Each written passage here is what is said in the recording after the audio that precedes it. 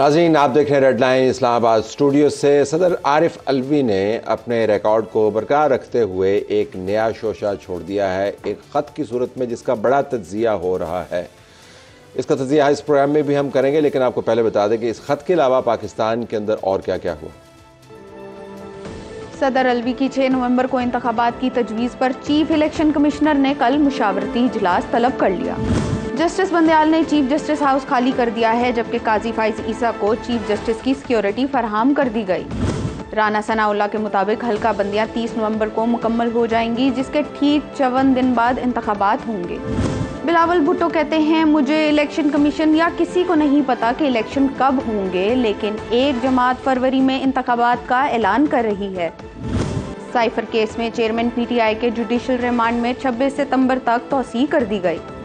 शाह महमूद कुरैशी ने शिकवा किया है कि अडियाला जेल में कैद तन्हाई है, ना चहलकदमी करने दी जाती है, ना ही घर का खाना मिलता है। आइए नाज़रीन, सदर आरिफ अलवी के ख़त का तज़किरा भी कर लेते हैं। उस ख़त के अंदर मुबैना तौर पर या बादियुन नज़र में एक तारीख़ बताई गई है जिस पर इंतखाबात होने थे या होने चाहिए, लेकिन इसके साथ साथ सदर आरिफ अलवी ने उस ख़त के अंदर ये भी कंसीड किया है कि ये मामला बहुत मुतनाज़ा है। इलेक्शन कमीशन की राय मेरी राय से मुख्तलिफ है, जो मिनिस्ट्री है लॉ की उसकी राय मेरी राय से मुख्तलिफ है, जो सूबाई हुकूमतें हैं उनका नुक्ता नज़र इससे अलहदा है, जो निगरान वज़ीर कानून हैं उनका जो नुक्ता नज़र है वो भी मुझसे अलहदा, लिहाजा ये सब मामला आप ले जाएँ सुप्रीम कोर्ट के अंदर। तो वो कहना क्या चाह रहे हैं और करना क्या चाह रहे हैं, ज़रा इसके ऊपर आज हम बात कर लेते हैं। हमारे पास स्टूडियोज़ में सेनेटर परवेश खान साहब मौजूद हैं, पाकिस्तान पीपल्स पार्टी से इनका ताल्लुक़ है। इनका बहुत शुक्रिया, आपने हमें ज्वाइन किया। और ये भी बता देंगे कल सीईसी का इजलास है पाकिस्तान पीपल्स पार्टी का, जिसके अंदर जो दावतनामे गए हैं उनमें एजाज़ अहसन साहब भी मौजूद हैं, उनको भी दावतनामा मिला है, और खोसा साहब भी मौजूद हैं। लतीफ़ खोसा साहब एस्ट्रेंज्ड पीपल्स पार्टी लीडर हैं और इमरान खान को बहुत वो मोहब्बत से अब जानते हैं आजकल, लेकिन उनको भी दावतनामा गया है। हमारे पास ज्वाइन कर रहे हैं इरफान कादिर साहब, माहिर कानून हैं, साबिक़ अटॉर्नी जनरल, उनका भी बहुत शुक्रिया। और बराबर में सेनेटर आसिफ किरमानी साहब पाकिस्तान मुस्लिम लीग नवाज़ की तरफ से, जिनके बारे में आज बिलावल भुट्टो ज़रदारी ने बैन-उस-सतूर ये बात की कि एक पार्टी जो है वो इंतखाबात की डेट देती जा रही है, तो मैं प्रिज्यूम कर रहा हूं कि वो किरमानी साहब की पार्टी है। तो इरफान साहब आपका, किरमानी साहब आपका भी शुक्रिया। हमें अब्दुल कयूम सिद्दीकी साहब भी ज्वाइन करेंगे अभी थोड़ी देर में, सहाफ़ी तज्ज़िया निगार। ज़रा किरमानी साहब क्विकली अगर मैं आपसे पूछ पाऊँ इसी मामले के ऊपर कि सदर साहब तो इलेक्शन कमीशन को कह रहे हैं कि आप जाकर सुप्रीम कोर्ट से राय लें, आपकी जमात जो है वो वाक़तन तारीख देती जा रही है, फरवरी के आखिर में होंगे, राना साहब ने भी बात की आपकी, ये क्यों आप तारीखें दे रहे हैं खाम खा? आपका क्या लेना देना तारीख से जी? बिस्मिल्लाहिर्रहमानिर्रहीम। शुक्रिया तलत साहब। वेरी क्विकली गुजारिश ये है कि हमने को तारीख़ नहीं दी, तारीख़ देना तो इलेक्शन कमीशन का काम है, जिसका अभी सब मुंतज़र हैं। हम एक जो हालात हैं, वाक़यात हैं, जैसे हल्का बंदियाँ हैं और दीगर इलेक्शन स्कीम आनी है, उसको देख कर एक हम अपना तज़िया दे रहे हैं, ये गैस वर्क कर रहे हैं कि जी ये इलेक्शन जो फरवरी तक जा सकते हैं। बेहतर इसमें होगा कि ये मामला ना यहाँ तक पहुँचता कि अगर इलेक्शन कमीशन ख़ुद आगे आकर इस बारे में वाज़िया बात करे। दूसरी, आपने यहाँ जो फरमाया ख़त के हवाले से, तो मैं समझता हूँ कि ये एक डेस्परेट एक अटैम्प्ट है आखिरी सदर की, और जिसमें उन्होंने दोनों घरों को खुश रखने की, मुतमिन करने की कोशिश की है। और उनके इस ख़त को मैंने जब पढ़ा तो on a lighter note, if you may allow me, तो मुझे वो एक मैडम नूर जहाँ साहिबा का गाना याद आ गया पाकिस्तानी, कि जिसमें वो कहती हैं कि मुझको गमे हालात की तस्वीर समझना, इस ख़त को मेरी आखिरी तहरीर समझना। तो कहने का मतलब ये है कि अब वो अब एक अबूरी सदर हैं, ठीक, और वो उन इख्तियारात से, यहाँ इरफान कादिर साहब जैसे बड़े जय्यद वकील बैठे हैं, कयूम सिद्दीकी साहब हैं, कि वो अब अपने उस इख्तियारात से महरूम हो चुके हैं जो एक इलेक्टेड सदर के होते हैं, वो अपनी टर्म एक्सपायर कर। चले इस पे आते हैं ना, लेकिन मैं आपने जो नूरजहां के गाने का तज़किरा किया ना, उस पर सबसे ज़्यादा एतराज़ जो है ना वो मरहुमा नूरजहां को होगा कि आपने कहाँ किस गाने को कहाँ पे मिला दिया है जाकर, लेकिन चले इरफान साहब से पूछ लेते हैं उनसे माजरत के साथ। चलो ठीक है, चलो गुड क्वालिफायर। तो इरफान साहब, स्टार्टिंग विद यू, आपने यकीनन खत देखा होगा, खत में वो क्या कहना चाह रहे हैं? हम तो तज़िये करते रहते हैं, जरा आईनी जाविया में दीजिएगा, वो मतमा नजर क्या है, वो क्या कर रहे हैं और क्या कह रहे हैं? खत में उनका मतमा नज़र ये है कि सारे इलेक्शंस जो हैं ये इकट्ठे बैक वक्त होने चाहिए, और जब वो कहते हैं कि सारे बैक वक्त होने चाहिए तो इसका मतलब है कि सुप्रीम कोर्ट का जो फैसला था 14 मई का, उसको वो रद्द कर रहे हैं। क्योंकि जब मैंने यही बात आउटगोइंग चीफ जस्टिस को कही थी कि ये बैक वक्त होने चाहिए, तो उन्होंने मेरी बात पे बिल्कुल ध्यान नहीं दिया था और उन्होंने कह दिया था कि वो हम इस चीज़ में नहीं जा रहे। बस उन्होंने 14 मई की डेट दे दी थी, तो उसकी तो नफ़ी कर दिया सदर ने अपनी इस चिट्ठी में। दूसरी बात जो सदर साहब कर रहे हैं वो ये कर रहे हैं कि वो समझ ये रहे हैं कि ये इलेक्शन कराना जो है वो उसमें उनका एक बहुत अहम रोल है, और उसकी तरफ भी उन्होंने इशारा दिया।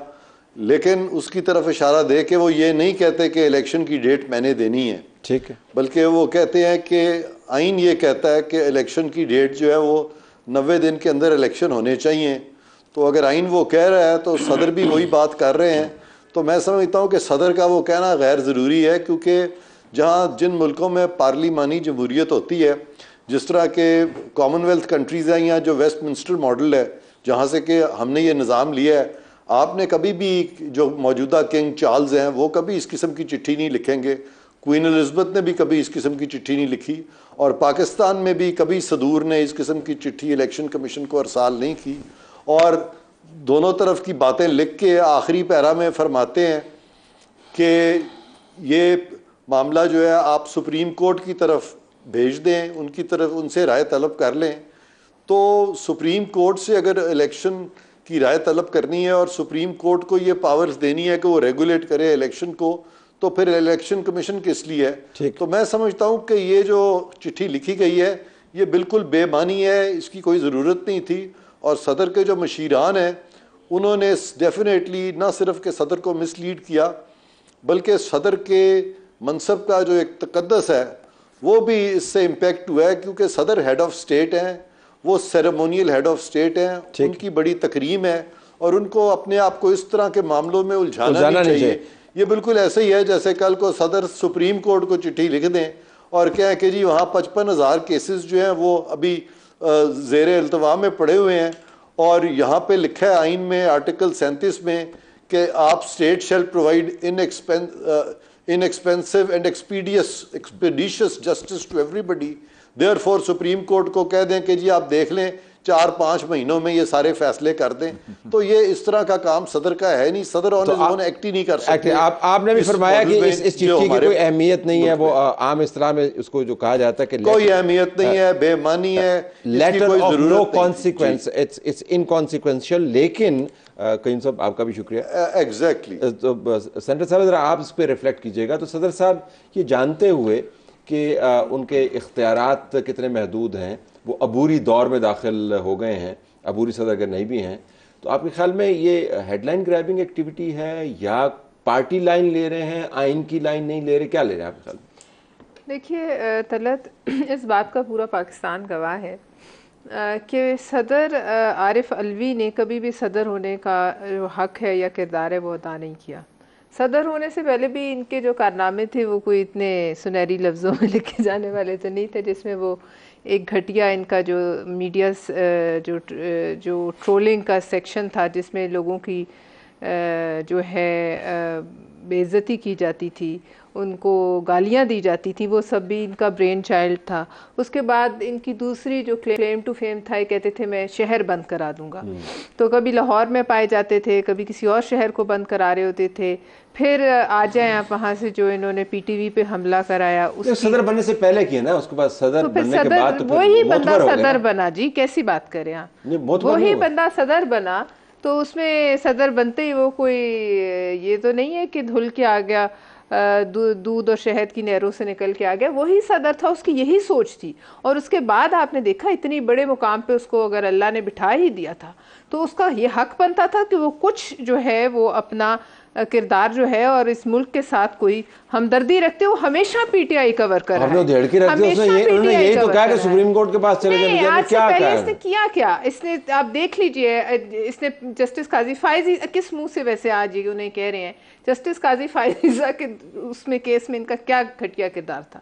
आप बताइए। उसके बाद जब असेंबली टूटी उनका क्या किरदार था उसमें? उसके बाद आई ये बिल्स पे इन्होंने क्या ट्वीट की, पूरी दुनिया में पाकिस्तान को जो है वो इन्होंने मजाक का निशाना बनाया, ये कहने की कोशिश की कि इस मुल्क में कोई आइन कानून नहीं है, एक तमाशा है, और इन्होंने वहाँ ट्वीट जड़ दी। अब जाते जाते ये सिर्फ इमरान खान को कैदी नंबर 800 कितने 804 के कहने से उनके इंस्ट्रक्शन से जो है वो चल रहे हैं, और उनके आगे इन्होंने अपनी वफादारी जाहिर साबित करनी है, और वो वफादारी साबित करने के लिए अब इनके पल्ले कुछ है, he has nothing to lose. खोने के लिए तो बड़ा डिवास्टेटिंग इंडाइटमेंट उन्होंने जारी किया है। लेकिन रियली सदर साहब ने वैसे ये लेटर लिखा क्यों आपके ख्याल में, क्या कहना चाह रहे हैं? आपको याद है कराची में बारिश हुई थी और मैं ख्याल टखने तक पानी था, उसमें एक जो है बोट है, और उसमें ये सदर मुमलकत जो है, ये सदर मुमलकत जो है टखनों घुटनों के पानी में कश्ती डाल के और लाइफ जैकेट पहन के बैठे हुए थे। तो बिल्कुल जिस तरह की वो डिपिक्शन इनकी, बिल्कुल इस मैं तो आपसे तवाज़न चाह रहा था जो पलवशी ने किया, तो आपने तो उसके अंदर किश्ती घुसा दी। नहीं, मैं देखे ना, जब आप किसी को एनालाइज करते हैं तो उसके आप इस्तारा ठीक है, आप इस्तारा ठीक है। तो ये इन्होंने वो लाइफ घुटने पानी के अंदर जो है ना लाइफ जैकेट पहन के ये बैठे हैं उस कश्ती के अंदर, ठीक है। अदरवाइज पीटीआई भी इनके इस अमल से नाराज है। बहुत सारे लोगों से बात हुई, और मेरी अभी वो इशाया था बंदियाल साहब के एजाज़ में सुप्रीम कोर्ट बार के प्रेसिडेंट आबिद ज़ुबैरी साहब से, जब उनको बताया तो वो भी बड़े परेशान थे कि एक ही कीता है। मतलब आप देखें, अगर आप सदर हैं और सदर के तौर पर आप इख्तियार इस्तेमाल भी करना चाह रहे हैं तो डेट दे देना, फिर डेट दें, कह दें कि फलां तारीख को इलेक्शन। आर्टिकल 48 सब क्लॉज 5 जिसके ऊपर बेस करते हैं और कहते हैं तो आप कौमी असेंबली की जिसके बारे में कह रहे हैं मुझे एम्पावर करता है या मुझे मैंडेट करता है, तो वो मेंशन करके फिर डेट नहीं दे रहे, इस पे ज़ुबैरी साहब नाराज। अब इलेक्शन कमीशन को एडवाइजरी जुरिस्डिक्शन के अंदर वहां पे जाएगा। मतलब एक अजीब सी बात है ना, इलेक्शन कमीशन वहां जाके क्या कहेगा, जबकि अभी जो फैसला आया, अभी तो एक और गुंजल भी जो है ना वो होगा उसमें, ये 14 मई वाले इलेक्शन वाले जो फैसला था उसका डिटेल रीजनिंग बाद में आई जब रिव्यू खत्म हो गया था। तो अब रिव्यू उसका जो है वो है जिसमें इलेक्शन कमीशन ने चैलेंज किया हुआ है सुप्रीम कोर्ट ऑफ पाकिस्तान को कि सुप्रीम कोर्ट इलेक्शन की तारीख नहीं दे सकती है। ठीक है। अब उस इलेक्शन कमीशन को ये कह रहे हैं एक वैसा नॉन इम्प्लीमेंटेबल ऑर्डर जो कि सुप्रीम कोर्ट का है उस पर अमल दरामद करने के लिए बोंगी मारी है, तो चलाकी किया। जरा आप उसको समराइज करें ना, फिर बोंगी मारी है, चलाकी की। बोंगी नहीं है, मेरा ख्याल है कि ये वो वाली हरकत है जो घुटने टखने पानी के अंदर लाइफ जैकेट पहन के जो है ना कहे कि मैं बचाने जा रहा हूं। किरमानी साहब, jokes aside, bottom line is this कि इलेक्शन की तारीख इस मुल्क के अंदर फुटबॉल बन रही है। आपकी जमात तज्जियाती तौर पर इलेक्शन की डेट दे रही है, इलेक्शन कमीशन अपने शेड्यूल के मुताबिक मुमकिना डेट का अंदिया दे रहा है, पीपल्स पार्टी 90 दिन के अंदर इंतखाबात के ऊपर इसरार कर रही है, उनकी पार्टी का एक सरबराह, इसके ऊपर आई एम श्योर सेनेटर साहब रिफ्लेक्ट करेंगी, वो इलेक्शन कमीशन की बात मानने को तैयार है, और बिलावल भुट्टो ज़रदारी साहब जो हैं वो 90 दिन का मामला उठा रहे हैं। सदर साहब जो हैं वो सुप्रीम कोर्ट की तरफ जा रहे हैं। तो जोक तो ऑलरेडी बन गई इंतखाबात की तारीख के नहीं?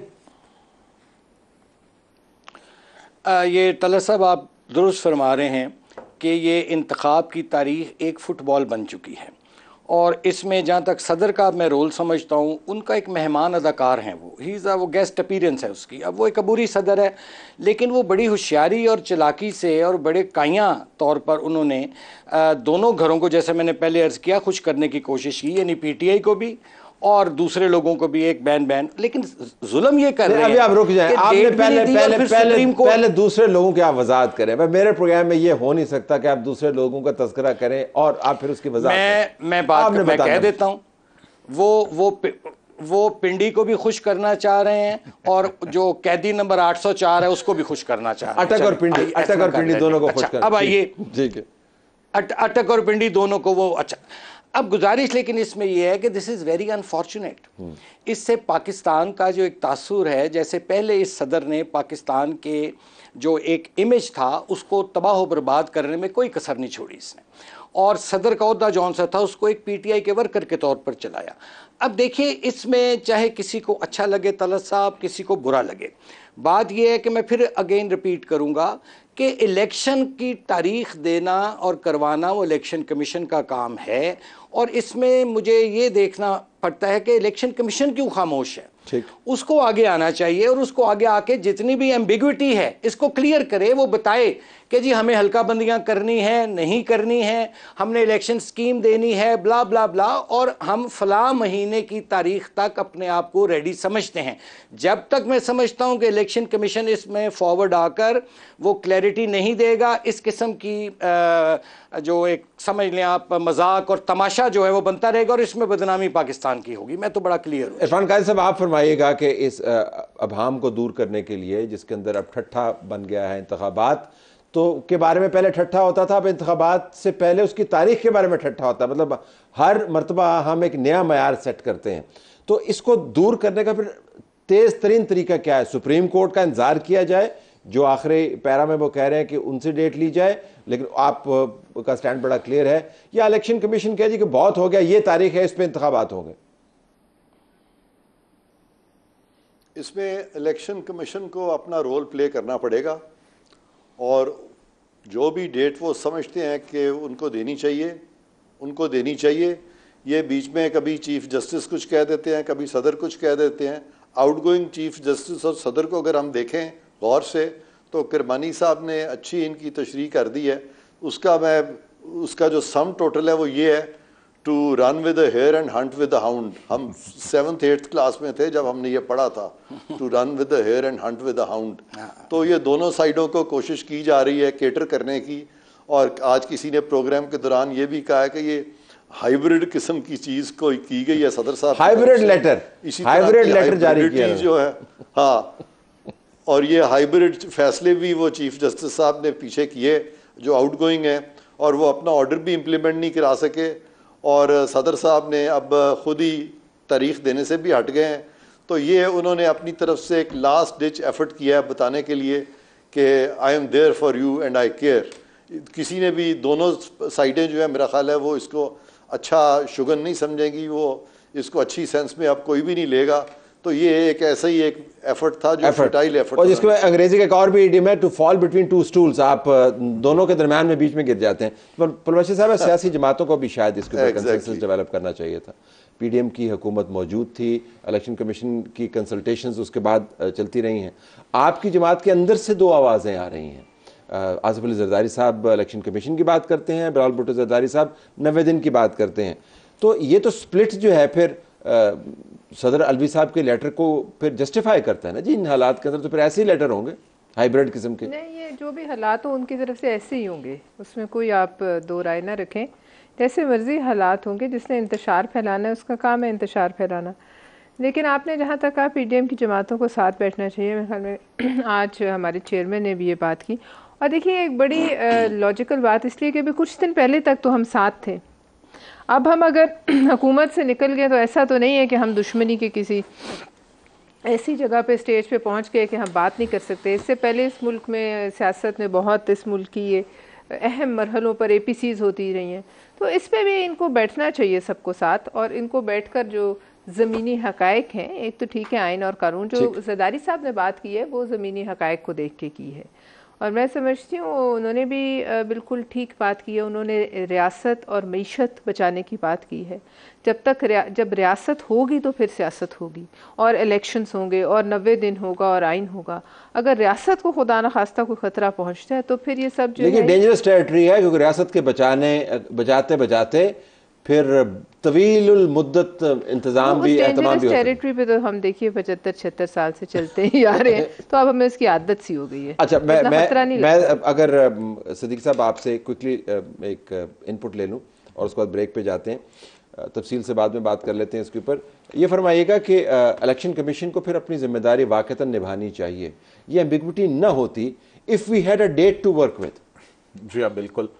अब देखें ना, अब एक क्या सिनारियो बन रहा है। इलेक्शन कमीशन, सब कह रहे हैं कि इलेक्शन कमीशन को तारीख देनी चाहिए। इलेक्शन कमीशन कहता है कि fair and free election conduct करवाना मेरी जिम्मेदारी है और चलें तारीख भी दूंगा, लेकिन अभी हालात ठीक नहीं है, मैं तारीख नहीं देता हूँ।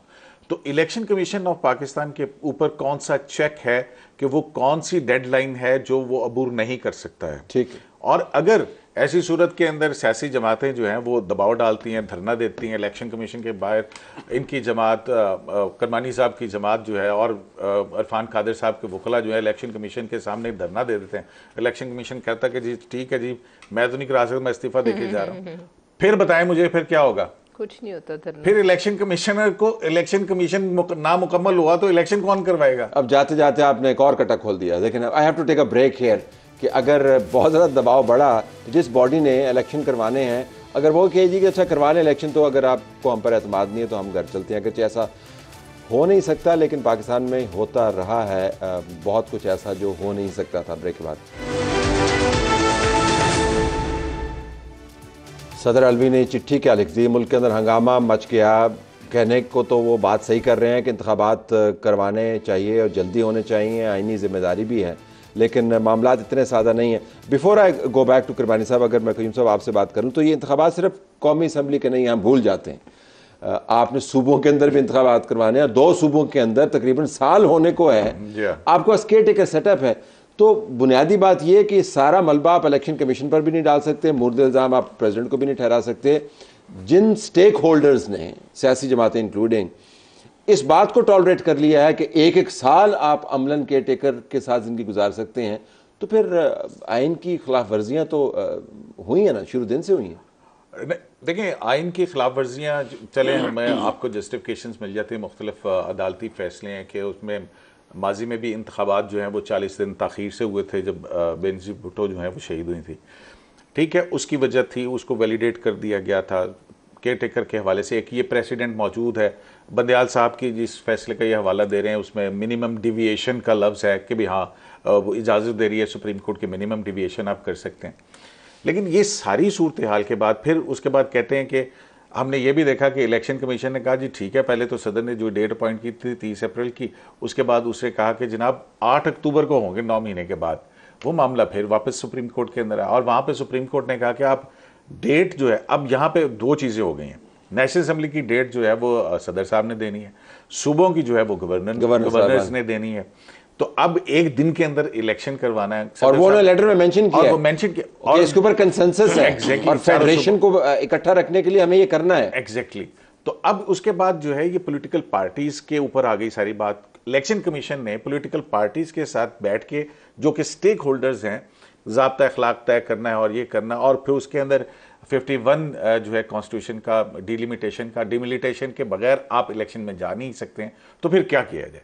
तो फिर इलेक्शन कमीशन जो है उसको मेरा ख्याल अपनी जिम्मेदारी का एहसास करते हुए, और सियासी जमातों को भी शायद पीपल्स पार्टी को जो 90 दिन वाली कहानी है उससे पीछे हट के आना पड़े और ये इलेक्शन कमीशन पे कहें कि आप जो डिलिमिटेशन करनी है उसका नोटिफिकेशन जारी करें और उसकी मुद्दत के साथ ही इलेक्शन कमीशन ऑफ पाकिस्तान जो है वो एक डेट अपॉइंट जो है वो किरमानी साहब, इस तमाम मुद्दे में जो हैरान कुन और परेशान कुन बात है मेरे लिए और सहाफ़ियों के लिए अमूमी तौर पर, वो ये है कि कितने आराम से सियासी जमातें हैं जिनका काम ही इंतखाबात के साथ जुड़ा हुआ है, वो इतने तवील अरसे से इंतखाबात ना होने के ऊपर हाथ पर हाथ धरे बैठी हुई हैं।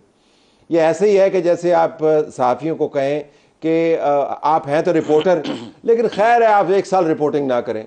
आप हैं तो एंकर, अच्छा लेकिन खैर है आप 1 साल जो है वो केयर टेकर एंकर वहाँ पर ले आए और आप एंकरिंग ना करें। या किसी क्रिकेटर को कहें या फुटबॉलर को कहें, आप लोगों को तो सबसे ज़्यादा जल्दी होनी चाहिए, लेकिन आपने तो वो जो एक ठंडी बोतल का इश्तिहार होता था, मैं उसको मैं पोस्टर देखता होता था, चिल प्रोग्राम रख के बैठे हुए हैं, आपको कोई फिक्र ही नहीं है। 1 साल पंजाब में 9 महीने, KPK के अंदर इधर 7 महीने, तो ठंड प्रोग्राम रखा हुआ है आपने कि नहीं?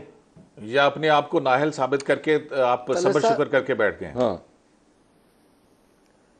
तलत साहब, गुजारिश ये है कि यहाँ ये भी फिर देखना होगा, आपने बिल्कुल ठीक निशानदेही की है जो इश्यूज़ हैं, लेकिन ये भी तो देखिए कि यहाँ वो लोग भी स्टेक होल्डर्स बने इलेक्शंस के मामलात पर जो कि स्टेक होल्डर नहीं थे, जिनका काम इलेक्शन या वो जो पोलिटिसाइज हुआ एक इदारा, जैसे आपने अभी कहा कि 90 दिन में इलेक्शन कराना था और वो केयर टेकर्स गवर्नमेंट प्रोलॉन्ग कर गई, तो मुझे बताइए वो क्यों हुआ? अगर हम उसकी बैकग्राउंड में जाएं तो वो लोग जिनका ये काम नहीं था, जिन्होंने हिस्सा डाल दिया इसमें आके पॉलिटिकल पोलराइजेशन में साइड्स लेनी शुरू कर दी। जब ये मामलात होंगे तो फिर आप सिर्फ सियासी जमातों को मुरूद इल्ज़ाम नहीं ठहरा सकते। हैविंग सेड दैट, मैं वही बात अर्ज़ करूँगा जो मैंने पहले भी कही।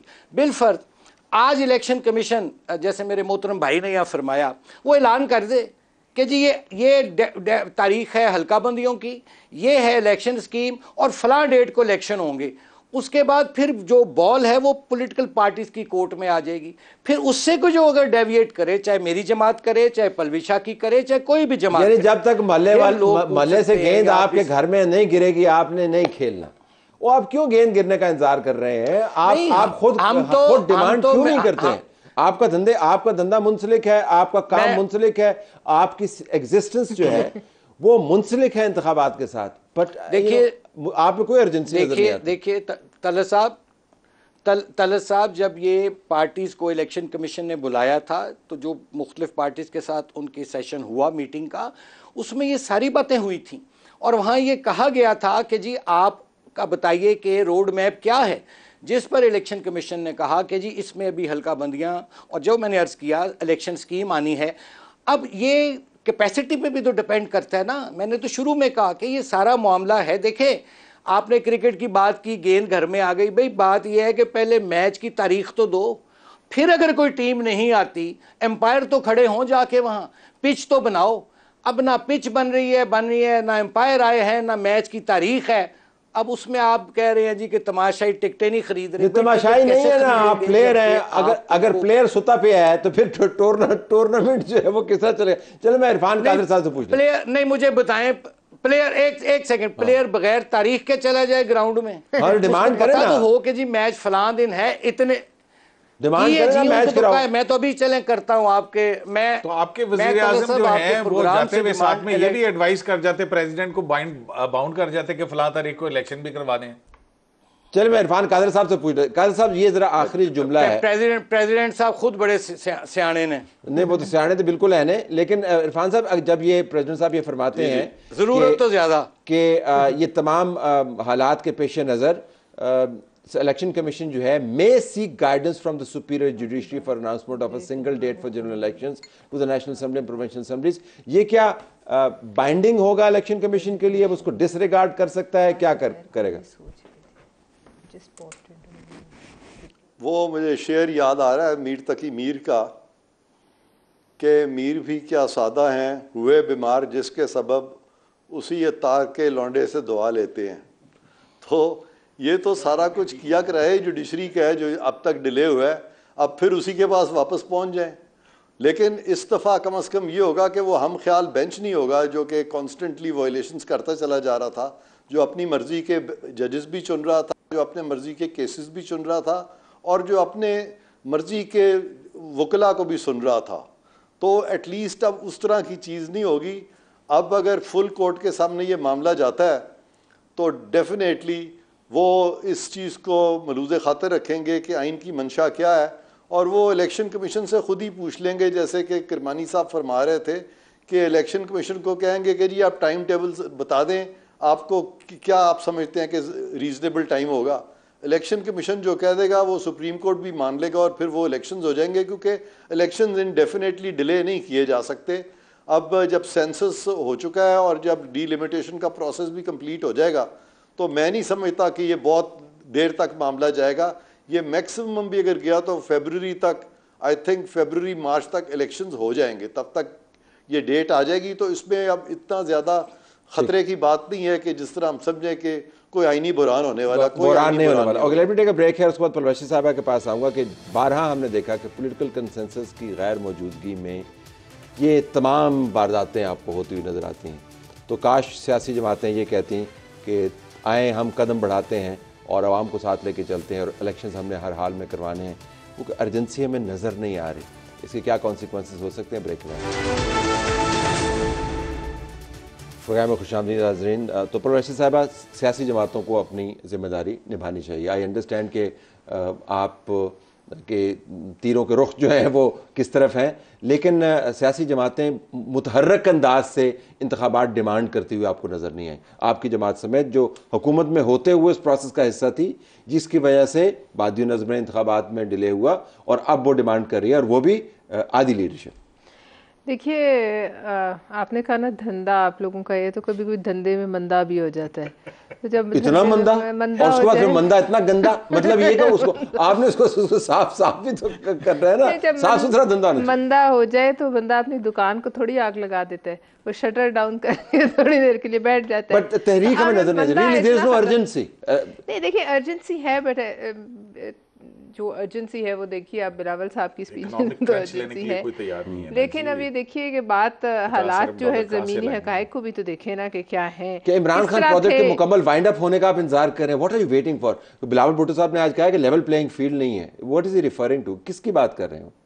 देखिए, वो मेरे ख्याल में कह रहे थे जो कुछ मेरे ख्याल PMLN की तरफ से तारीखें आ रही थी, मैं समझती हूँ ये भी देखिए ना, ये कह देना कि हमें पता है, मुझे तो नहीं पता कि इलेक्शंस कब होंगे, शायद आपको भी नहीं पता, हम में से किसी को नहीं पता ना, हम कह सकते हैं। जो शेड्यूल अनाउंस किया वो फरवरी के आखिरी हफ्ते की बात करते हैं, लेकिन again we don't have a date. वैसे इरफान कादिर साहब को अगर देखें, और ये काफ़ी इनकी बातें जो है ना बड़ी, आप उनके अंदर गौर से चीज़ें ढूंढा करें, तो इसमें वो 14 फरवरी की वैलेंटाइन डे की तारीख दे रहे हैं कि उस दिन लाल गुब्बारे और गुलाब के फूल लेके लाल गुब्बारे गुलाब के फूल लेके वोटर आएंगे और वो फिर हमें पेश करेंगे जमातों को। लेकिन तहरीक नहीं है, लेट्स एडमिट इट, मतलब मैंने इतनी माहौल नहीं है, नीम तवानाई वाली जो है ना जमातें कभी नहीं देखी इलेक्शन के बारे में। देखिए इस वक्त जो माहौल है, नहीं मतलब एक फिर आप कहें कि कोई भी अब जो कह रहे हैं कि जनाब पहले जो है वो रियासत ठीक करनी चाहिए, तो रियासत ठीक करने के लिए आ जाता है, फिर आप लोग आराम से सुकून पे बैठिएगा, फिर आप लोगों की क्या जरूरत है?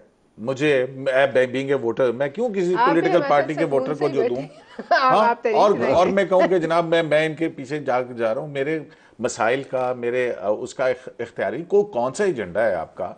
आप क्यों इलेक्शन के अंदर नहीं जाना चाहते हैं? इलेक्शन से क्या अपनी माजी की या कारकर्दगियों की वजह से आप जो है वो खौफजदा होकर बैठ गए? अच्छा ठीक है, लोगों की याददाश्तें जो है ना वो मादूम हो जाए तो फिर हम जाएंगे। हमारी पार्टी तो सबसे ज्यादा शोर मचा रही है, हमारे चेयरमैन साहब तो सबसे वाहिद मेरे ख्याल में सियासी लीडर हैं जो इस वक्त कह रहे हैं कि कोई डेट दे दी जाए, बाकी सब जो है उनको डेट पहले से पता है, तो अब ये कुछ मुअम्मा समझ नहीं आ रहा, लेकिन हो सकता है जो उनको पता है वो भी कहानी निकले।